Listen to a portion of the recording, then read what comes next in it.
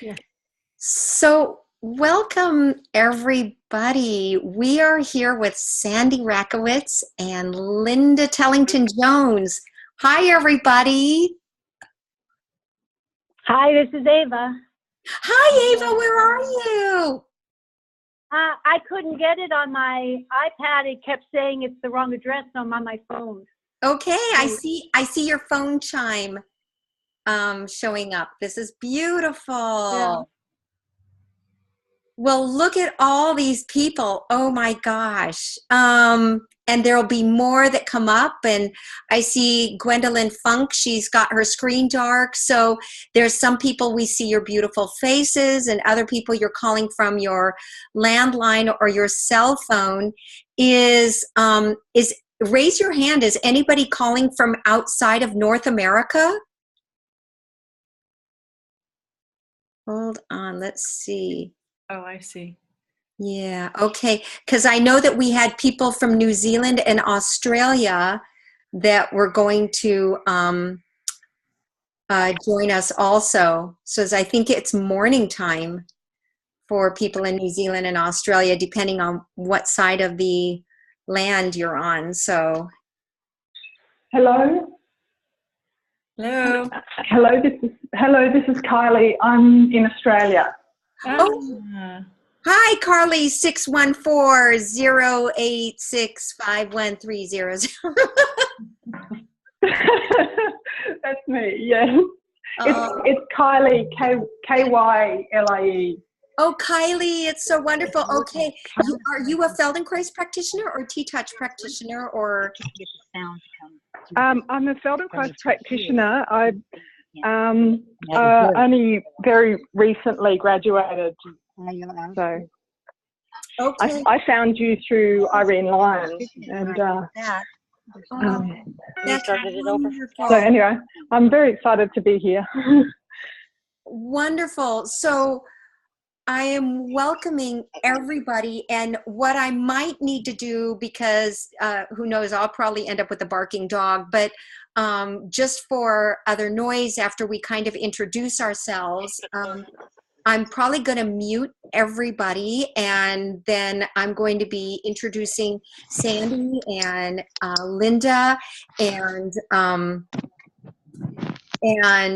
then we'll come back and turn everybody on, or one person at a time. And you can either physically wave your hand like this, or if you look in the chat, there's a way for you to actually click a button that says raise hand. And so if I see questions coming up or something like that towards the end, then I'll open it up and click you open if you would like to ask your question, and so Linda can talk. Linda, it's really hard to see you. It was easier where you were, yeah, because that light was right behind your head. It gives you that angelic glow. Hard to see you. So anyway, so Linda and Sandy, welcome, and thank you for helping me make this happen for people. And this started with Sandy and Linda and I talking last week. And by the way, Sandy is an amazing T-Touch practitioner, teacher in the world, working with horses and healing woman. She leads many groups. She has webinars and seminars that she teaches everywhere. And I'm going to have Sandy at the end give her website, so if you can look her up, contact her. Her insight is amazing, and it's beautiful, and it's not where you live. It's just being able to reach her and get involved in her classes and courses, because she is an angel and a heart of gold. And we've known each other for years, but we only actually physically met a few months ago and went, you're you know, you. So I bring you, Sandy, to my community and some of your community, and we bring our communities together with love. Mm-hmm. And the conversation that the three of us were having last week was, what do we do? We're in really complicated and difficult times right now in the universe, and we feel the angst. I'm being honest. We feel the angst, and we're exposed to so much media and so much noise in the world of what is happening, whether it's trauma that has happened to us as an individual, whether in the past or present, or whether it's trauma that we know, abuse that has happened to someone that we know and love, or whether it is what's happening that we're hearing about happening with other people in the world, with the pain of human trafficking in this country, outside of this country, all around the world, and what is even happening with animals, with horses, wild mustangs, dogs in this country, dogs out of this country. For those of us that love animals and love humans, and Linda, you'll see, will talk to us about the humans and the animals and the nature, because this is where we can bring our healing for ourselves and then bring this to other people. And it's like I asked Linda, what can we do? Because the media keeps coming on, and every time on the radio, even on Facebook with so many posts that people make, it's painful, and my eyes and brain get overloaded. And there's things in our own communities that are happening and outside of our communities. And I asked Linda, my teacher, my friend, what do we do for ourselves, and what can we do for others in this time of bigness and change?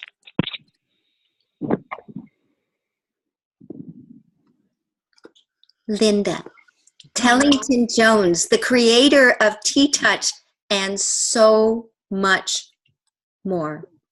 Tellington-TTOUCH and so much more. So this is an issue that we're all dealing with in the world today. And I'm coming from, those of you who don't know me, just to give you the Feldenkrais people an opportunity to know. I started developing, I worked with horses for 1960 to 75 with a form of massage that really helped our sport horses to improve in performance and recovery, but it had nothing to do to help with personality. And this actually was a form that came from Russia from my grandfather. And in 1975, I enrolled in the 4-year Feldenkrais training with Moshe at the Humanistic Psychology Institute, and I had the great fortune to study those 4 years with Moshe. And I met Elinor when some of us who graduated from that first class with Moshe were invited to go and give Feldenkrais functional integration lessons to that huge Amherst class, the second class that had 200 and approximately 43 people in it. And that's where I met Elinor. And we have just been, she's been studying with me and working with me and for many years in the beginning. And now, I mean, I am so blessed to have her as one of my very best friends, and carrying this work, bringing the T-Touch, integrating it into the Feldenkrais work for self-help that she gives to some of her people, and many other Feldenkrais practitioners around the world are able to actually give for self-help to their clients. And for 8 years, I actually developed the work with the horses, and because that was my profession, that's a whole other huge story around the world, but working with students with the Feldenkrais work with humans.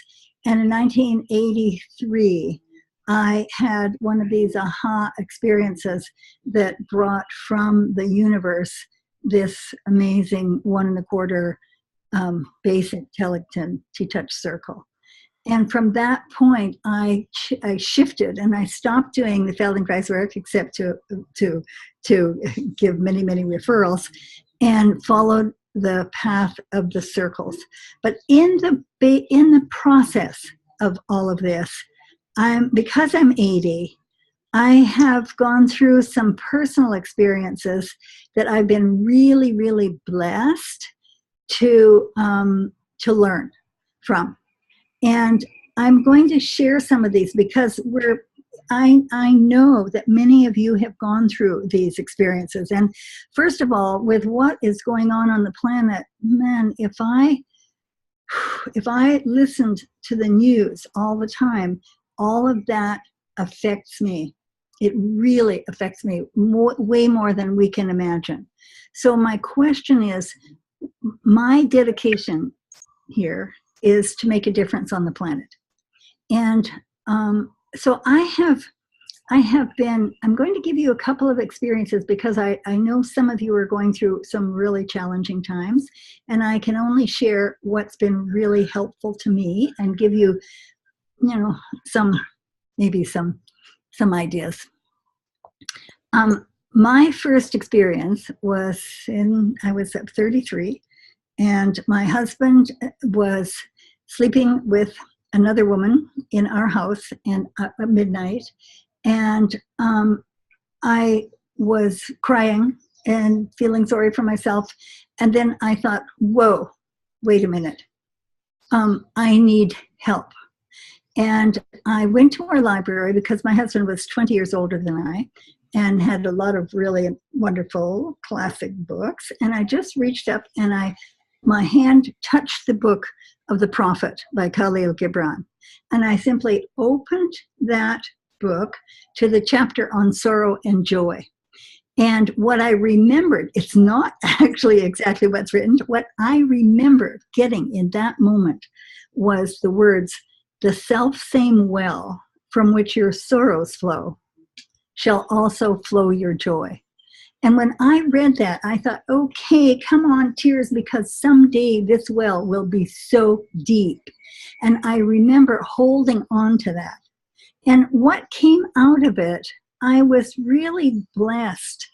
I don't know, maybe there was some other chapter that I read in that night.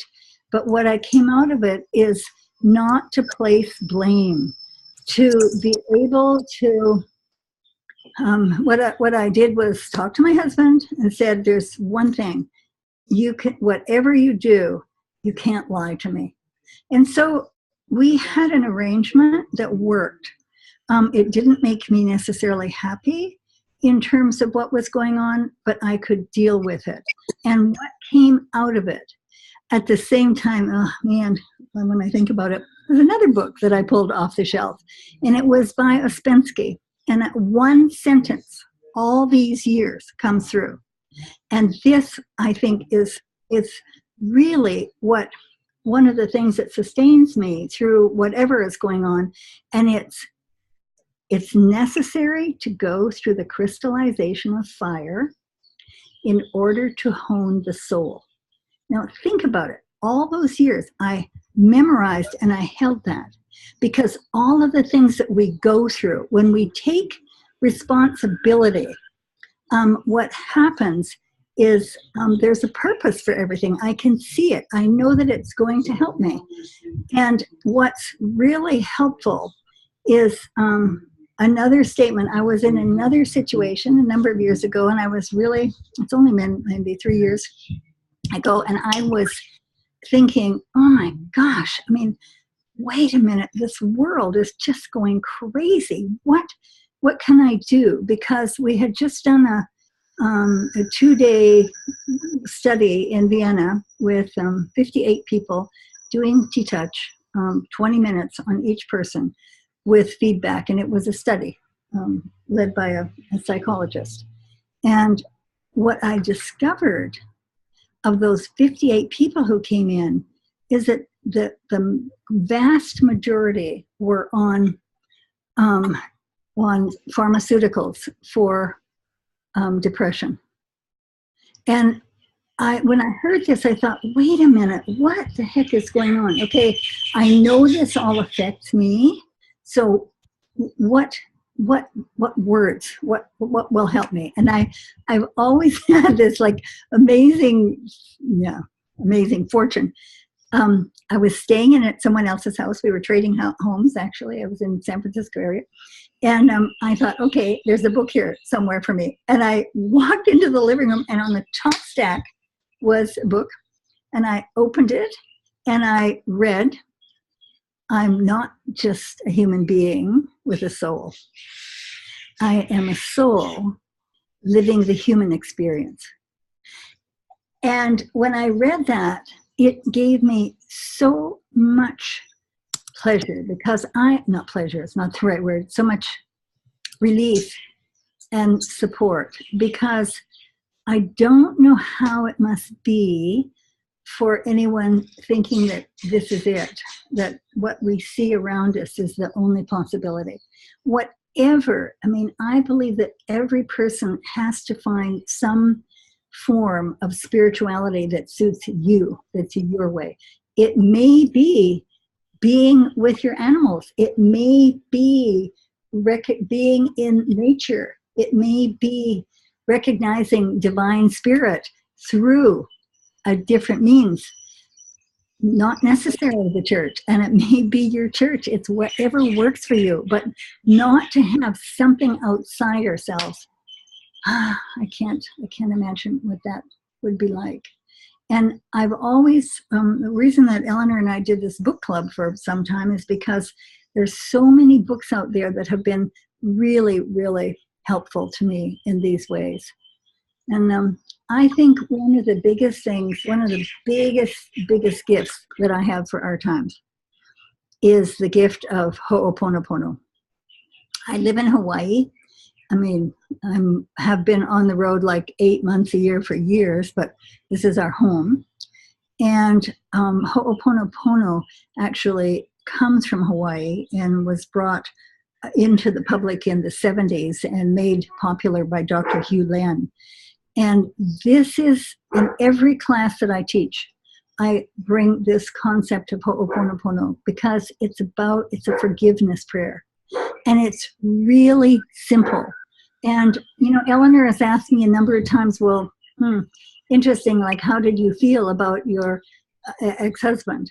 And I understand that this is part of who he was. And actually, we divorced in a mutual arrangement that we had until the day he died.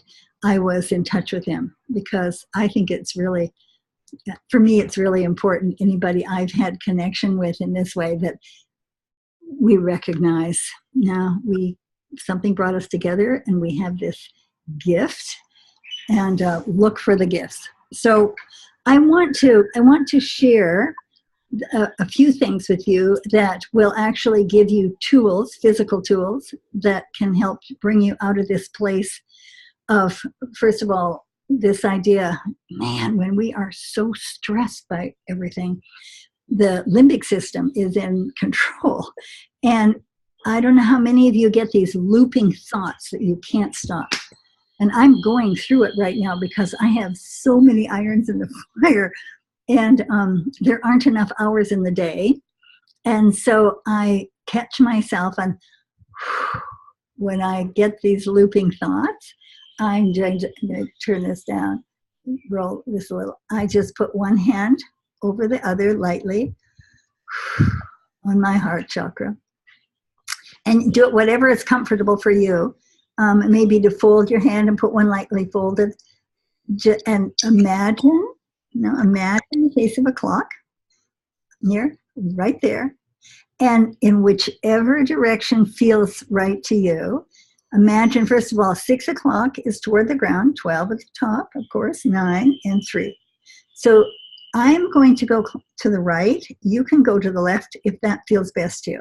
And I'm going to recommend that you just move very lightly, the tissue.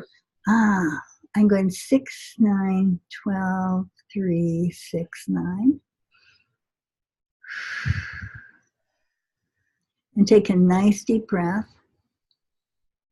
Release the contact and start again. Almost the same place, a little different. Again, in your preferred direction, 1 1/4 circle. Smile. And just give thanks for something in your life. A person, an animal, a place in nature, a flower.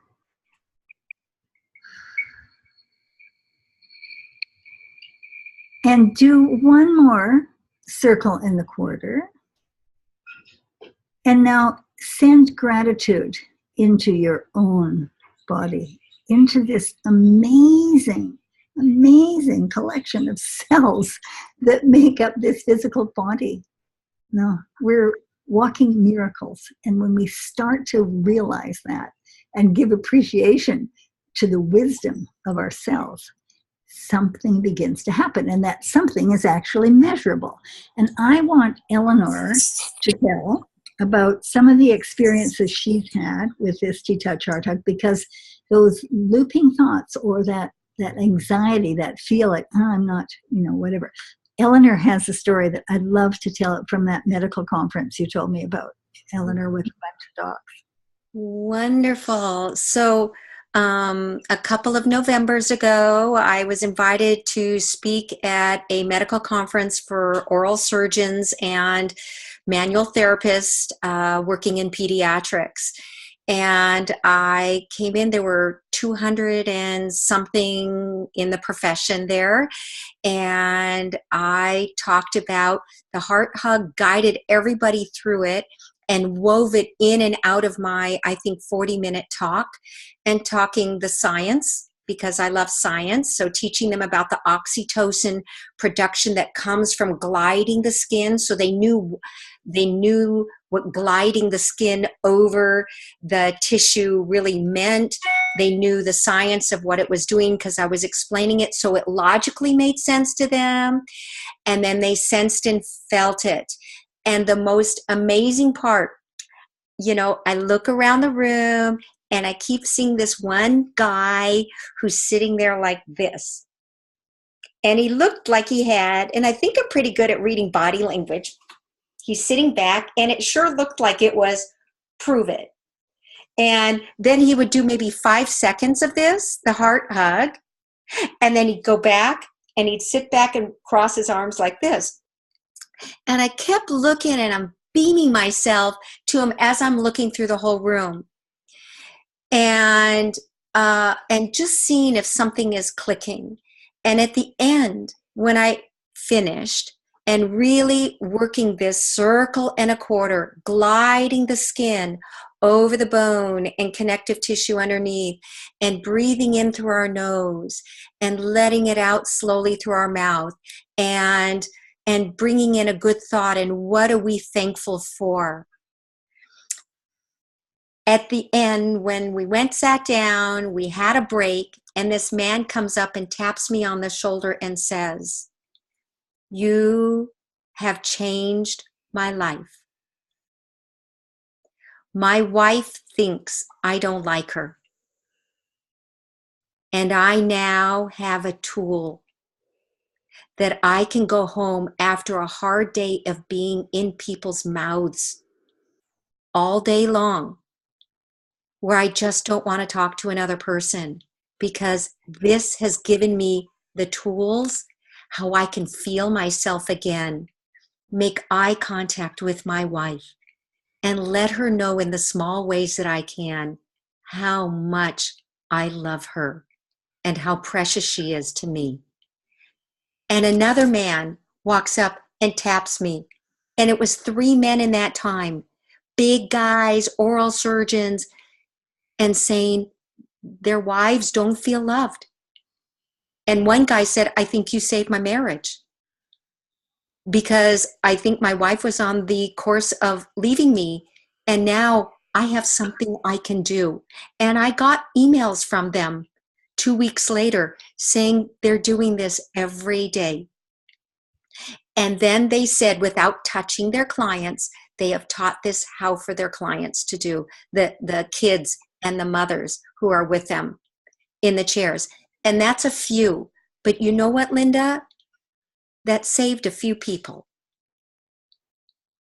Well, and that's one story, one time that you did this, and we have just countless of our TTOUCH practitioners who are sharing this work with other groups and with individuals and with groups. And this idea, when we have these looping thoughts that are controlled by the limbic system, by the amygdala, and that we can actually shift to the forebrain so we can stay present and think by this simple 1 1/4 with the breathing and the gratitude. It's really powerful. It's really powerful. I mean, you add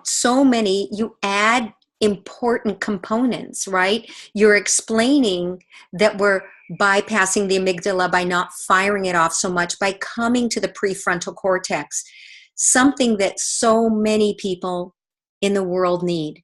People who suffer trauma and people who give trauma. They're not there. And what can we do for ourselves? Exactly. And one of the things that when we talked about doing this, I knew that we were actually going to have many people on who may not have access to having an animal in your life or necessarily even being out in nature. And I simply want to bring in this concept that animals make such a difference in our lives. A dog or a cat or a bunny or a bird or a gerbil or a mouse even. I mean, huge differences, but not everybody can have them. But you know what? You can have one of these. And you can have one of these. This bear was sent to me. I get many, he's got wings. This is a wonderful Swiss bear, angel bear. And this was the bear that I went out and bought to keep my company, my dad company, when he was on his last days, and we were with hospice at home with him, and this bear stayed with him in bed, and downstairs, I didn't have time to run down and bring him up. We have a bunch of animals, actually a tiger, that Elinor and I went out and bought when I was giving a presentation. We did 4 days of presentation of TTOUCH to a senior home in, where was it? Iowa, yes. And so we brought these animals that we could actually use their paws on some of the seniors, and they just loved them because you can touch sometimes. Somebody is not so sure about a stranger touching them. You can touch them. And of course, everybody responds. And I want you to tell your story with your mom now, because these spirit animals are so much more for those of you who can't have a living animal in your life. They're really special, much more than many people give them credit for. So tell about your mom. So my mom, really special. Who's a high priestess. I mean, yeah, she is. She's almost 91, and she lives in a senior place with her own apartment, and they're not allowed to have animals. And one day we're walking through Costco, and Costco had a sale on these big, huge, beautiful teddy bears that were ivory colored or dark brown. And my mom walks right over to them and says, "Oh, I need one. You're my friend." And then she made sure she wanted to buy one for me. And I'm like, "Mom, Steve will get upset. I can't have another thing." So she bought one for her. She carried it through this is my beautiful mom, carried it through all of Costco. She brought it back to her apartment. And every time I visited her, she says, "This is my friend. He sits next to me. We have many conversations. Now I have a friend that I can talk to. I don't need my ears to hear him because my heart hears him," because my mom is deaf. And so every time I would go to visit her, she talked about her conversations with the teddy bear. And it's so soft. It's so soft and squishy, the feeling in the sense she never felt lonely or alone. Feel that up here, this. So last week, I go out with her and I go to her apartment and I go, Mom, where's the bear? She goes, oh, you see, there was somebody here very lonely who needed it more than me right now. So I gave him to her. And I went, you would do that? Oh, yes, because you see, that is what it's all about. I just went, oh my God, that's amazing. And because I thought, wouldn't you worry that people are like, you're an adult. What are you doing with a stuffed animal, right? And she says, are you kidding? This is it. This is the touch. This is the connection to connect to the world. And this is what Linda's been saying all along. And actually, you know, it's to connect to the world that we don't see, the unseen world. And this is such a huge part. We just, you know, we're so stuck thinking that we're the main event, and there's so much more. And it was interesting because each year at our New Thought Church, I've been asked to give a presentation. So I do it the first Sunday of the year. And this year, as I was walking out the door to go to the Sunday service, one of the animals, I have a lot of animals that people have given me, these beautiful spirit animals, and there was a bear, a dog there, and he was like really one of my, like, he was so cool and one of my favorites. But I thought, this bear is supposed to come with me. And so I took him and I just put him on the table, you know, with some of the things there as I was speaking. And I saw this maybe five-year-old boy go over and pick him up. And so after, I was talking to his mother, and she said, oh dear, you have to put the bear back, the dog back now. I said, no, I think he came to be with you. That was a year ago. At this January, same time, same station, I'm giving a talk again. And the mother came up to me and said that he had slept with that animal, that spirit animal, every night since you gave it to him, and he introduces him to all his friends. And sometimes you think little boys, oh, they don't need animals like that, but man, there's a level of love that happens with our animals. And for those of you who are blessed enough to be able to have, you know, a dog or a cat or one of the living animals, in the past, I mean, dogs and cats and animals like that have been for our survival. Bunnies too, because we ate, you know, people ate them. But now I believe animals are here for our survival, but our spiritual survival, because it connects us, you know, to nature. And if you don't have an animal, have a favorite tree. I have a very favorite tree that speaks to me all the way from Byron Bay, Australia. And I'm connected to that tree for since 1981. So there are other possibilities outside ourselves that I think help to ease the pain of feeling alone, when actually we're not really alone. When we connect to this World Wide Web. To me, this is a miracle, this World Wide Web, because we can reach out, and we may, and each of us, wherever we are, we feel alone, but we're all connected, you know, at the cellular level. We're all one. And when I start feeling overwhelmed and getting these looping thoughts, which I certainly have been doing in the last few days, and I start to do the heart hug, and I start to smile to activate the serotonin, that feel-good hormone. And then I start counting my blessings. And I wish I remembered where I learned this, but this concept of choosing to see the half empty glass as half full, that really takes practice. And it's, man, when you look around the world and you see all the suffering that is going on, I can either choose to fall into that, or I can choose to say, wait a minute, there, but for the grace of God go I, and I can send compassion and love to those people and give thanks when I start to count, fill that, look at, see, how do I see that half empty glass is half full? And it's by counting my blessings, which I do every single night. Linda, I have a question then. Has it ever been so difficult for you that you literally couldn't see the forest through the trees? Is that the right, did I say the saying right? Yeah.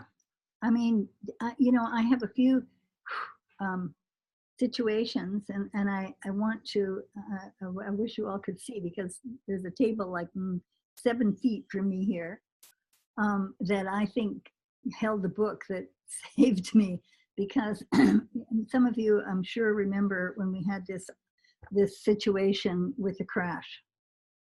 And With what crash? the big bank. Oh, the financial. Mm-hmm. It was about, I think it was 8 years ago, approximately.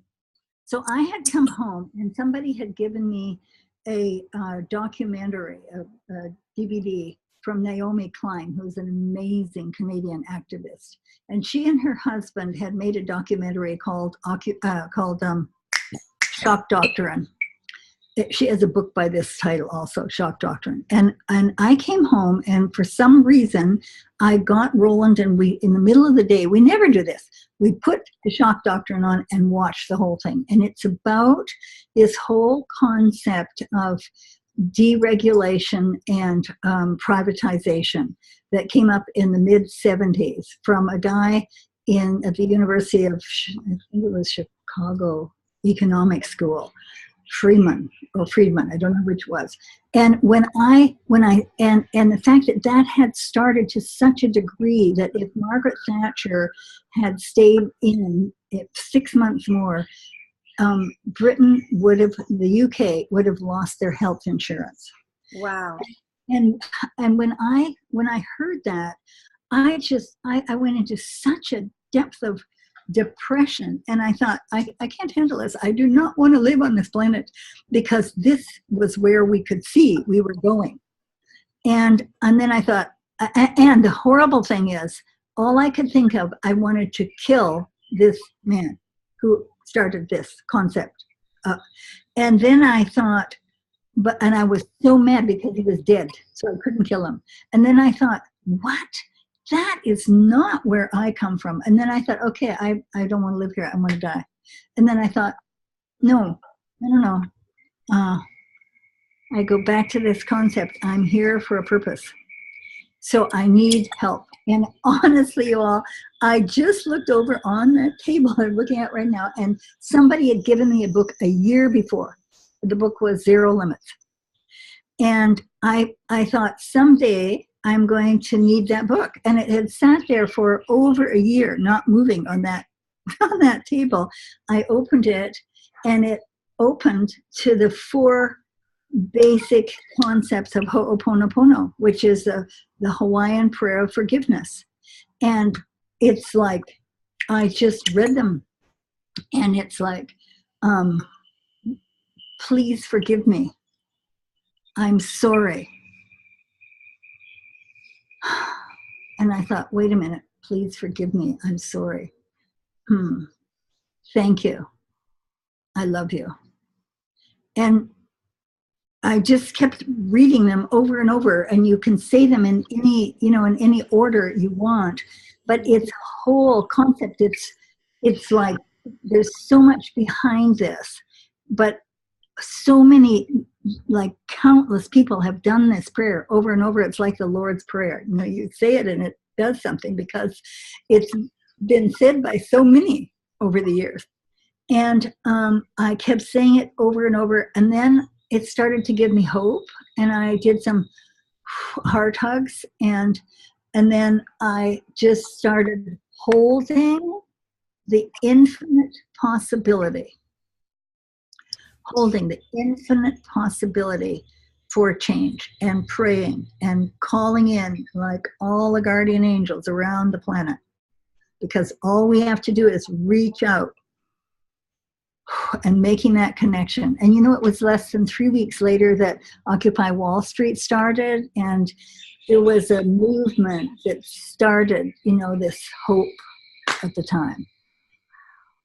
And we're in a situation now around the world where there's so many places of just hopelessness. How do we deal with this with you all? How do we deal with it? I heard a wonderful talk at the New Thought Church by Ellen Cohen a couple of years ago. And one of the things that he said is, you know what, we can't do anything about what's out there other than pray, send compassion, but we can give thanks for recognizing what we have. Look at the gifts that we have. Look for the gifts. And that's what I've been doing for many years. And that was such a reminder for me. It is something we can do. And this opportunity, Elinor, to connect with all of you, it's really special. And I mean, I have so much more I could share, but we want to give it a few tools. And I think it's time that maybe, do you see any other questions that you have, or this is just a tip of the iceberg to give us? Actually, one person asked if you know about Dr. Michael Newton's Journey of Souls, about life between lives. No, I don't know that one. The ones that have influenced me, I'll write that down, because it's really important, this concept. And I've been really blessed to do soul retrieval work. And the thing that started me on my spiritual journey was with Robert Monroe personally at Esalen Institute in 1972.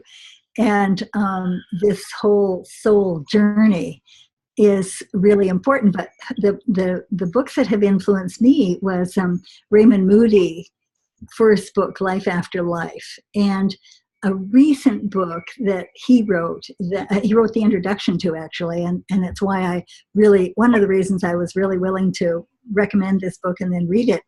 It's called The Afterlife of Billy Fingers. And this beautiful introduction by Dr. Moody, who was the first doctor to recognize, have all these patients who were legally dead and come back and all have the same experience. I've had the good fortune to be able to cross through the veil and be on the other side. And we are blessed to be here on this planet at this time, when we recognize that divine spark within and we see it in each other, no matter what. We're all related. We're all one. And we're all also programmed, which I've also seen through, regression. Oh my goodness. Every one of us is programmed, and every cell in our body programmed. It's not the right word. No, we're vessels in every cell in our body for all of the pain, hatred, sorrow, all of the negative emotions. That's part of our makeup. And we have a choice to recognize it and actually choose love. And I got this concept years ago from this Dr. Jerry Jampolsky's beautiful little book, Love is Letting Go of Fear. It's one of my favorite. And to have a personal experience of seeing that, which is a whole other story, how I saw that within myself and recognized, okay, so as you start to recognize, you know what, that fear, all that awful emotions that I have may not be just mine. And when I start to recognize that, and I find ways to choose another possibility, I'm doing it for everyone. When we remember we are all connected at the level of divine spirit. Can you say that again? Because that's huge. Because my mother used that book to heal my father from the Holocaust. And it was beautiful. And she would repeat the mantras to him and say, love is letting go of fear. And but Hannah, I don't know how to let go of the fear. Like this, Shimon, and she would guide him. And it was amazing. But you're saying that we have these feelings in our cells and these capabilities in our cells. And how do we do that for ourselves and for others? When we remember, we are all connected at the nucleus of the cell, the divine spark, that incredible universal wisdom divine spark in the nucleus of every cell in our body. What on earth do we think? We're miracles. We're walking miracles.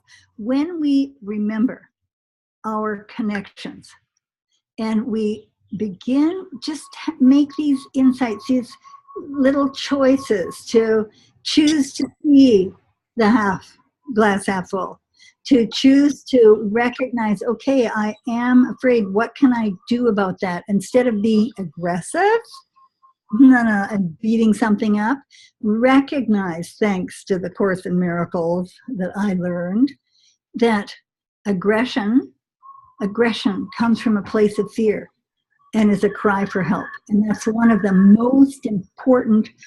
1981, I learned that, and it completely changed the way I was working with horses and dogs and the way I saw my fellow beings. We have some amazing visionaries on this planet and some amazing resources like the Course in Miracles, like the book that somebody put out there about soul journeys. We need to remember this stuff, this concept that I am not just a human being with a soul. I am a soul living the human experience. And what I personally feel, because I'm aware of my connectedness to all that is, to all of nature, the rocks, the trees, the animals, the bees, all of these beings, because I remember that, as I am able to work to relieve a little of that depression, a little of that fear, a little of those, find ways to get rid of those thoughts that are all around us, I actually, put that out into universal knowing, and I think give hope. And we have way more than that, because we have this concept of these connections like you're doing, Elinor, with this.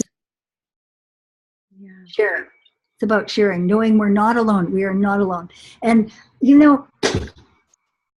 I get these poems from nature, from the rocks, the trees, the rising sun.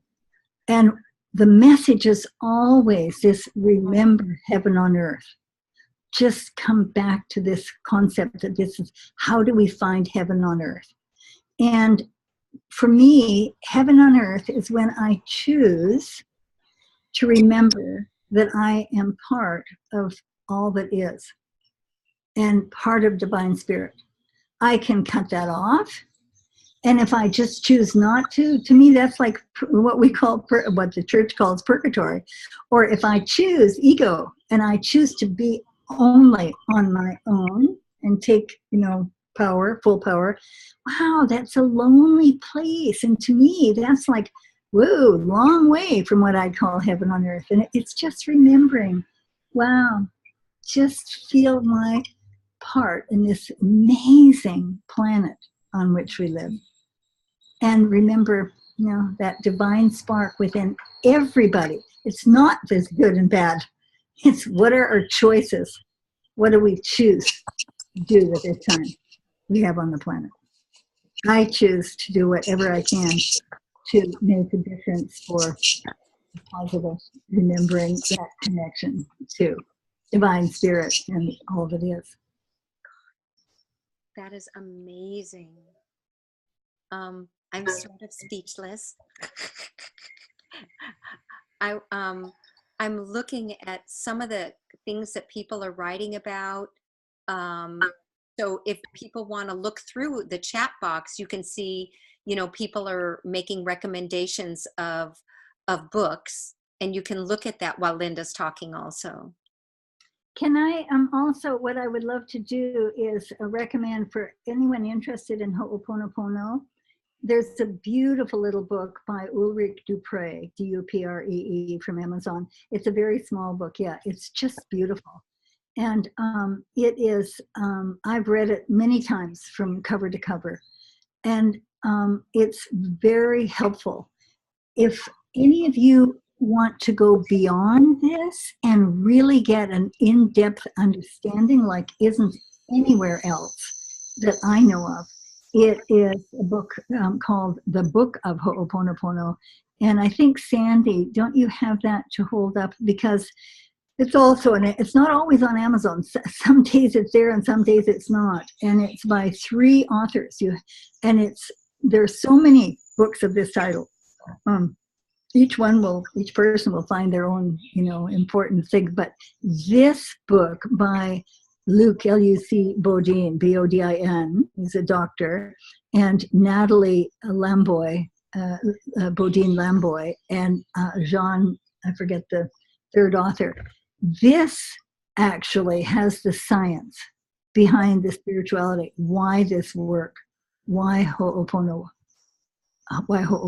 works. And it is fascinating, just talking about, the relationship to quantum science and heart math and all these wonderful tools that we have for understanding. So unfortunately, I loaned my copy yesterday, and so I don't have it with me. I read on my Kindle, on my iPad rather, but I had the book. So it's a book for those of you who really want to understand the science behind it. Wow, the Book of Ho'oponopono. And I would really love to have Sandy just talk a little bit about this first study that Sandy Rakowitz and Robin Bernhardt did, looking at what happens when we do this movement of 1 1/4 circles in the heart hug, and how it actually shifts us from the support, the control of the sympathetic to the parasympathetic. And Sandy, please, when we're talking about forgiveness, please forgive me. I cannot seem to make the screen big on whoever's talking. So you're still going to be small. It's staying big on Linda. But I've got you being covered here on the screen. I think everybody can see it, at least from the videoing perspective. Yes, and what I would like to also say, Sandy has been with Tellington-TTOUCH with me for many, many years, and she's also an animal communicator and has beautiful courses, and is a graduate and was on the faculty of the Barbara Brennan School of Healing, which is one of the most important schools, healing schools that we know of in the United States. So Sandy was part of several of the studies that we've been doing on the effects of Tellington-TTOUCH. Yeah, so what we looked at, You big. Can you hear me? Yeah, I got you big on the screen. Yeah. So whoever's speaking, I think, is... No, it wasn't working before. Okay, anyway. Yeah. So what Robin and I did, Robin is a licensed social worker in Charlottesville, Virginia, and she uses neurofeedback with people all the time with her trauma and attachment work with humans in grief and deep trauma. And I came to the studies with working with her from the TTOUCH perspective. And what we first did is attached electrodes to her lovely horse Grace, and spent a day or a part of a day looking at the brainwave patterns of her horse who had been anxious, and looking at when we were doing stroking. And what we saw with what we do with the horses is a 4-foot wand. Beautiful, instead of calling it what we call it a wand, as an extension of our arm, and doing this beautiful whole body stroking. And what we found from the brainwave patterns with that, and several other studies where we're looking at doing heart hugs and clouded leopard, one of the basic 1 1/4 circles of TTOUCH, pretty consistently that what happens in the brainwave patterns is that when all 4 brainwave patterns started to come into a much better coherent pattern that were much more even. And how that translates into emotion and behavior is what Linda was talking about. So instead of the part of the brain when we're anxious or we're having looping thoughts or high anxiety, excuse me, the part of the brain that's activated is not the thinking part of the brain. It is more the primal part of the brain that is activated with getting out of dodge quick, survival, fight, fear, flight, fight, or freeze, or in T-Touch, we also recognize 5 different modes: fool around, freeze, flight, and fight.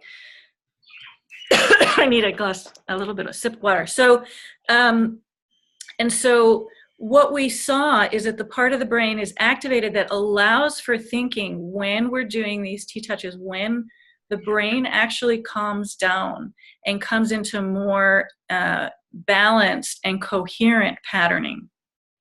And it was really quite striking. So that one thing that I also remember is that one time, far off in the distance, Grace looked like she was pretty calm.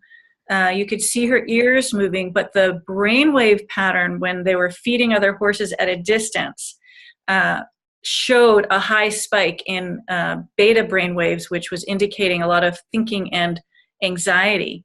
And but it wasn't showing very much outwardly, just very small signs. And Robin and I talked about that a lot, and then brought that up with Linda, and just showing how internal we can all be with our anxiety, not necessarily showing it outwardly, and how important things like this are for being able to have that ability to do something positive that is calming and quieting, and not just calming and quieting, but bringing us into a greater state of coherence, so that our heart and our mind, our brain, our thoughts, our emotions are have a different type of balance, and the capacity for thinking instead of just reacting. Wow, that's huge. Really It is huge. And one of the things about this basic 1 1/4 circle, oops, wait, I have to turn this up. One of the values of moving the tissue in 1 1/4 circles, which Elinor and many other of our Feldenkrais practitioners actually have been sharing with their Feldenkrais other teachers to share for self-help. One of the basic values of that is the fact that in the movement of the 1 1/4 circles, we activate both the logical and the feeling or compassionate or intuitive side, so both left and right brain. And that by doing so, it makes us, this activation of whole brain gives us a whole other way of dealing with stress, with anything in our lives. And because we're all challenged so much of the time. And right now, one of the big issues for women is this Me Too. So many women who are recognizing that they have, had to put up with a lot and been abused over the years. This is where I really recommend Ho'oponopono, because wait a minute. If we can come to a place of forgiveness with this, we hold the possibility for change. And if we only attack it or lay blame, it manifests more. Do I want that? No. Can I come to a place of forgiveness? Well, with the Ho'oponopono concept, it gives me tools that.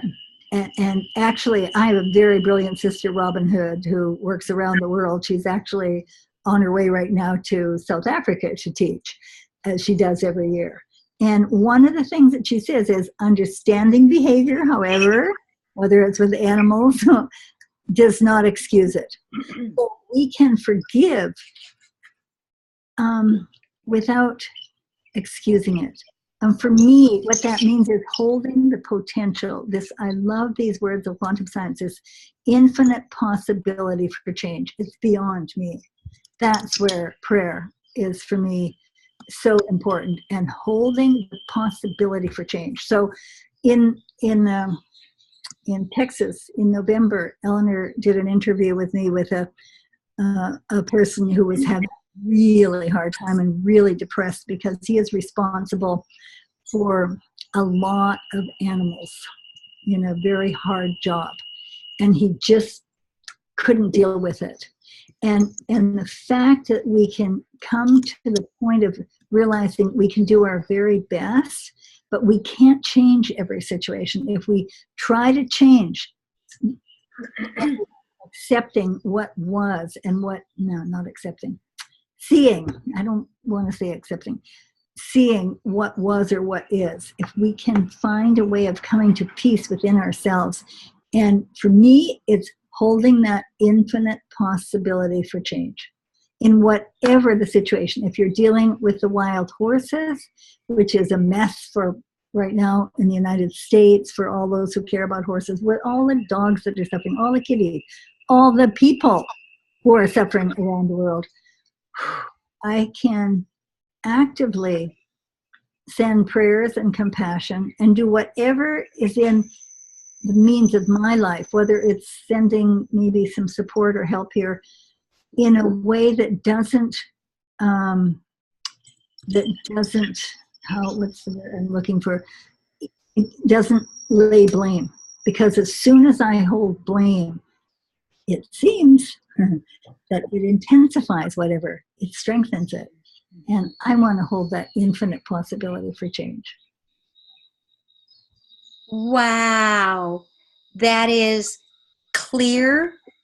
That is pureness, purity, right, Sandy? Do you say you feel that too? Yeah, I don't think you've ever said it more clearly, Linda. There's a wonderful little book called, it's a tiny little book. It's called Uncommon Prayer by Ruth. No, I'll think of her last name in a moment. It's hard to find, but I memorized one of the pages, and it's in between the stuff that makes up the universe is not just empty space. Holding it all together is a wonderful, rich quantum field out of which emerges in orderly patterns all matter. Matter is anything we can feel, touch, see, and all energy. Many scientists call this consciousness or intelligence, and the rest of the world calls this God. Deepak Chopra calls it the field of infinite possibilities, and says that when we achieve the stillness of the prayer state, we too can help to form the shapes that emerge out of this field. And that means just with the energy of our thoughts, our beliefs, our feelings, and our emotion. That's thanks to Greg Braden in his little book, one of his many books. This concept, the energy, our beliefs, our thoughts, our feelings, our emotions, every word, that affects the whole universe. And when we choose that, when we recognize that, you can hear the dogs of my neighbors. They're all saying, oh! I was wondering, who is that? A big poodle named Maui next door. Oh, well, of course. Then it's okay. Yes. We can make a difference just by choosing this concept. The spontaneous healing of belief is that book by Greg Braden, in that quote, that one sentence, that I believe is an explanation of what energy is. Whoa, it's everything. It's everything. Wow. And every one of us has the potential for being together, in this wonderful World Wide Web, and making a difference on this planet by what we choose to feel and think and give gratitude. It's about gratitude. Linda. Oh my gosh, people are just, you are inspiring people, and they're writing in and they're saying thank you. Oh, the author of Uncommon Prayer is Ruth M. Miller. Ruth Miller, okay. And it's not available on Amazon. You have to find it. It's really worth finding. It's this beautiful little, it's a little tiny book about, you know, an explanation of quantum science and where that fits in our, you know, in our spiritual beliefs. That is beautiful. Well, and Carol says, this is wonderful. And Misha, I'm seeing you smiling. I want to say thank you so much to Misha Forrester, who runs a whole group on the East Coast, and they held off their meeting for us so that we could have, everybody could attend this, Linda. It's a large group of Feldenkrais practitioners in the New England area, so they held off their meeting. So thank you, Misha, for all of you working together so that people could come to this, because Linda, you are my friend, you are my teacher. I have known you almost all my life, it feels, and you inspire me. And this is a time that that people need to hear this, and people everywhere in the world. And I'll take this, I'll post it, and share it. Share it. You know, sometimes I got excited and I showed everyone's faces. I apologize. Your face is very tiny in there, people, you know, but this will be wonderful to put up there. I put Sandy Rakowitz's website in there to contact Sandy. Look up what Sandy does and what she teaches, because this is goodness and this is the time. And these are the changes. This is the half glass full. And Elinor, I would really like to tell people who are interested, we are creating on Facebook a new community. If you go to Tellington-TTOUCH World, we have tips with animals and sometimes with people, and live, I do, and others do live Facebook. And we're creating a community of a closed community that you can have access to all of my videos and all of the 30 years of, or 25 years of newsletters that we have, and a lot of material and a chance to weave together with all the people who really love animals. So for those of you, it's a new thing. We're about to launch it in the next couple of weeks. So go to Tellington-TTOUCH World and you'll see it. We'll be posting in the next week, actually. It's a new form of staying together through this reading. And Elinor, thank you so much. I'm really blessed to share these and to be inspired to bring just to share some of the blessings that I've been given in my life, you know, and there are many.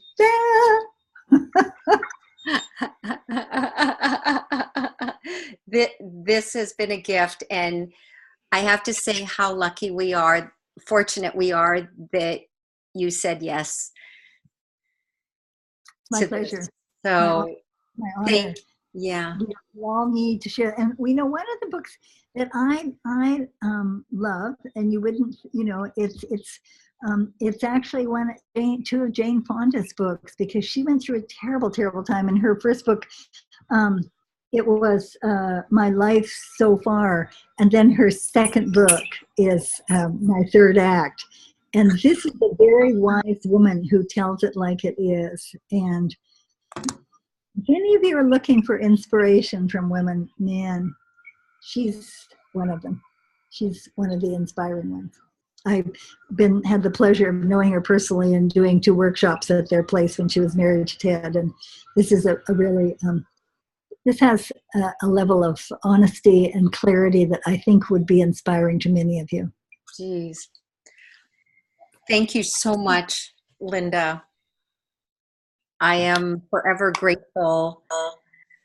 Thank you, everybody. I'm going to do a quick scroll through, look at all these people that have come from everywhere to attend and listen. And I'm just looking really quick. Yeah, questions are thank you. So I love you.